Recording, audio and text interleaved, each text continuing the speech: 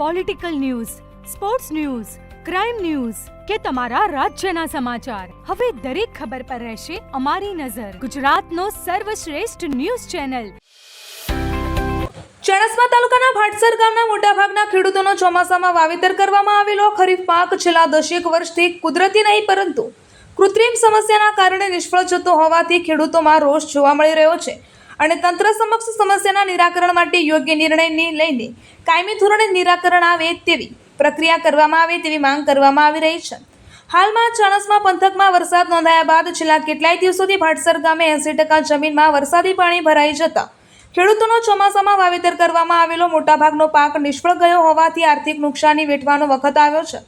ચાણસ્મા તાલુકાના ભાટસર ગામના મોટાભાગના ખેડૂતો અને લોકો ખેતીવાડી અને પશુપાલન વ્યવસાય સાથે સંકળાયેલા છે અને ગામની સીમમાં આશરે 700 વીઘા જેટલી જમીનમાં ખેડૂતો ખેતીવાડી કરીને જીવન નિર્વાહ કરી રહ્યા છે, જેમાં મોટાભાગના ખેડૂતો દ્વારા ચોમાસામાં ખરીફ પાકોનું વાવેતર કરવામાં આવતું હોવાથી ચાલુ વર્ષે તમામ ખેડૂતો દ્વારા કપાસ સહિત અડદ અને તુવેરનું વાવેતર કરી દીધું હતું, પરંતુ વરસાદ ખેંચાયા બાદ એકાએક નોંધાયેલા વરસાદના કારણે ભાટસર ગામની સીમમાં આજુબાજુના ગામના વરસાદી પાણી વહીને ભરાઈ ગયા છે, તો બીજી તરફ વરસાદી પાણીનો નિકાલ થાય તેવી પણ કોઈ વ્યવસ્થા ન હોવાથી ખેડૂતોને દર વર્ષે પાક નુકસાની વેઠવાનો વારો આવતો હોય છે. ત્યારે ચાલુ વર્ષે પણ હાલમાં ગામની 80% જમીન બેટમાં ફેરવાઈ ગઈ હોવાથી ખેડૂતોને આર્થિક બોજ પડતા રાતા પાણીએ રોવાનો વારો આવ્યો છે.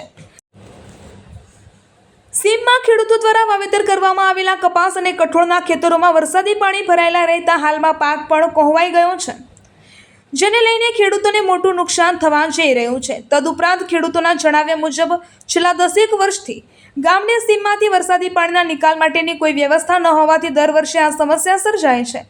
હાલમાં ભરાઈ રહેલા વરસાદી પાણીના કારણે ખેડૂતો દ્વારા હવે આગામી સમયમાં દિવેલાનું વાવેતર પણ કરવામાં મોડા પડશે અને તેમાંય જો હજુ વધુ વરસાદ નોંધાય તો આખી ખરીફ સિઝન ફેલ થવાની ભીતિ ખેડૂતો વ્યક્ત કરી રહ્યા છે. દર વર્ષે સર્જાતી આ સમસ્યાના નિરાકરણ માટે નિષ્ણાતો મારફતે મુલાકાત કરાવીને વરસાદી પાણીના નિકાલ માટેની યોગ્ય વ્યવસ્થા શોધી કાઢવામાં આવે તેવી માંગ કરી રહ્યા છે. રિપોર્ટર કમલેશ પટેલ, પાટણ.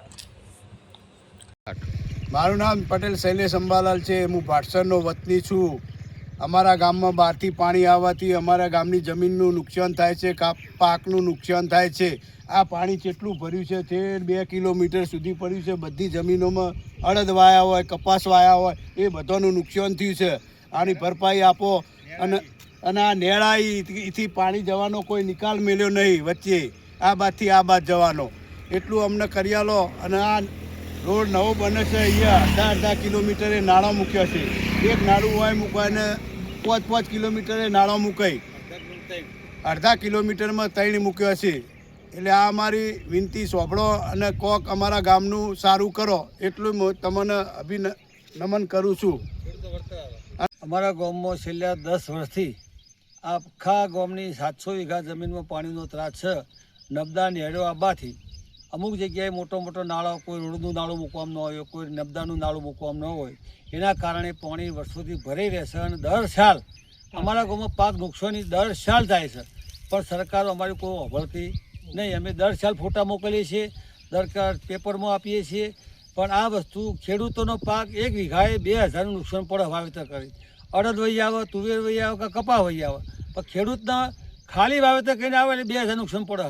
પછી ફરી વાવેતર કરવાનો ટાઈમ જતો રહેશે. ધારો કે હવે અમારે એરનાડું વાવેતર કરવાનું આવ્યું, હવે ખેડૂત ખેતર મહિનાભર આપશે, ત્યાં સુધી તો વરસાદ થઈ જશે મહિનામાં. એટલે અમારા ગામમાં પારાવાર નુકસાન છે. આનું કાયમી નિકાલ કરવા માટે ગમે તે સરકાર યોગ્ય પગલો લે, સારા નિષ્ણાતો મોકલે કે ભાઈ આ વસ્તુનો નિકાલ કરવો જોઈએ. પાણીનો શું નામ? એ સાઈડ આવ્યા ભાઈ જીવાભાઈ. અમારા ગામમાં ચારે બાજુ પાણીનો આવરો આગળથી આવવાથી અમારા ગામમાં વરસાદ વધારે હોય કે ઓછો હોય તો નેચારી જમીનના કારણે અમારા પાણી ભરાઈ રહે છે.